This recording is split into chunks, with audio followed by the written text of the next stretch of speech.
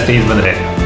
Ono što vam želim u današnjoj temi pričati bit će jako interesantna emisija. Dakle, govorit ću vam što će se dogoditi ako jednog dana odlučite 15 dana za redom da ne pijete uopće kavu. A kava kao takva mi znamo da je ona, ja bih rekao, sigurno najučestaliji i najomiljeniji napitak u svijetu. Kava kao takva se širom planete Zemlje koristi i ona u umjerenim količinama može čak poboljšati vaše zdravlje, a reći ću vam na kraju emisije koja vrsta kave bi zapravo vama trebala biti dobra i zdrava i da onda na taj način očuvate čak i vaše zdravlje. Međutim, u velikim količinama i kavu koju vi konzumirate na razne vrste, nažalost šteti vašem organizmu, a vi tome zapravo niste ni svjesni i ono što će se zapravo dogoditi. Jednog dana ćete odlučiti da više nećete konzumirati kavu, možete očekivati velike promjene u vašem organizmu. Prvo što ću vam reći, što je jako interesantno, dakle, utjecaj kave na vaše tijelo jako je interesantno za reći. Dakle, vi kada jednog dana odlučite prestati piti kavu, prvo što možete očekivati biti će da ćete početi mršaviti. Zašto će se to dogoditi? Jer vi kada konzumirate kavu specijalno lošega tipa, što veliki broj vas konzumira, dakle pijete kavu sa dodacima. Pa stavljate unutra mlijeko, vrhnje, šećer, šta god da je toga tipa, vi to svaki dan pijete i nećete vjerovati koliku količinu kalorija vi unosite svaki dan. I to je onaj prvi segment, kontrola šećera u vašoj krvi na puno bolju perspektivu, možete čak gledati da ćete ismršaviti. Međutim, još jedna druga suprotna situacija se može dogoditi svima vama, da počnete se debljati kada prestanete konzumirati kavu. Dakle, jako interesantno. Ono što se zapravo događa, jeste li ikad iskusili čudne žudnje ako jednog se jutra odregnete doze kofeina?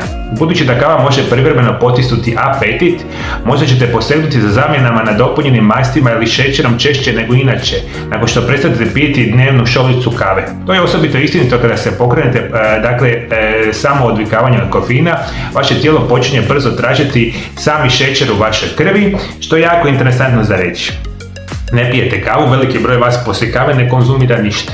Prestanete piti kavu, odjednom počnete jesti puno više stvari prije nego što ste ikada u životu i možete se udebljati, dakle vodite mi računa o tome. Dakle, kava kao takva izaziva ovisnost, stimulira nam prije svega dopamin i stimulira nam hormon koji se naziva adrenalin.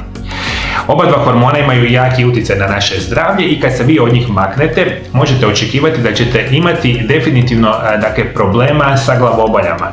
Svaki ljubitelj kave prepoznaje znakove kofeinske glavobolje koja pogađa kada vaše tijelo ne dobije jutarnju kavu. Kada prestanete piti kavu, lišavate svoje tijelo adrenalina i dopamina, hormona koji djeluju kao prirodni stimulans i drže vas budnima. Umjesto toga poplava adenozina, hormona odgovornog za odmor, juri u glavu, uzrokujući promjene kemiju mozga koji izazivaju glavobolje.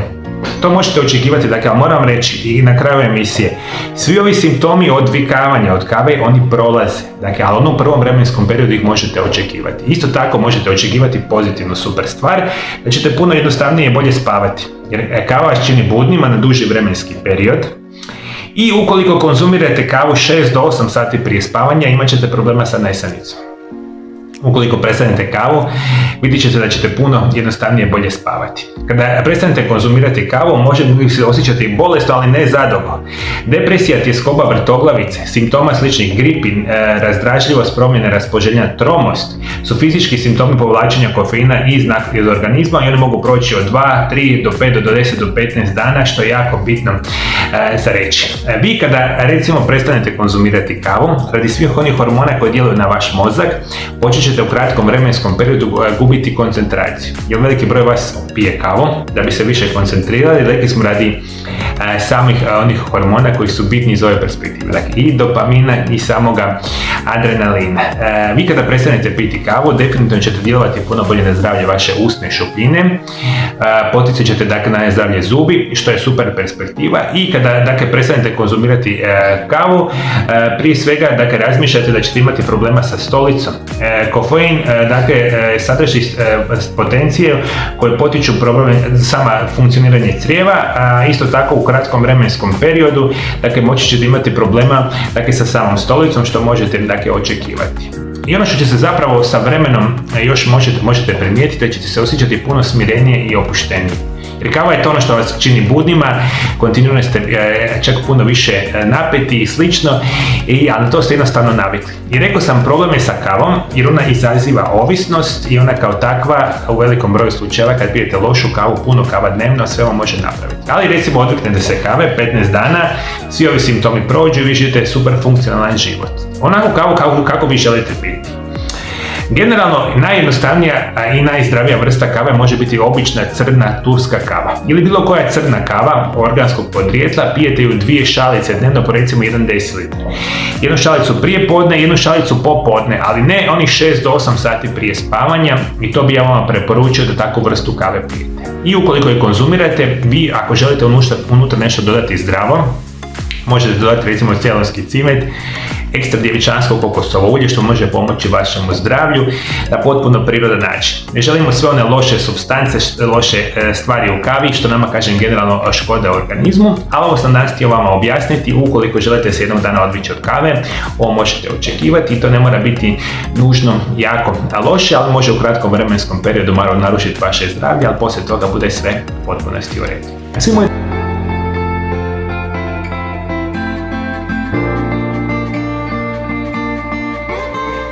Zadnjih 25 godina usavršavam specijalne načine liječenja mojih pacijenata. Danas mogu reći sa velikom srećom i zadovoljstvom, liječim i pomažem tisućama osoba diljem svijeta svake godine.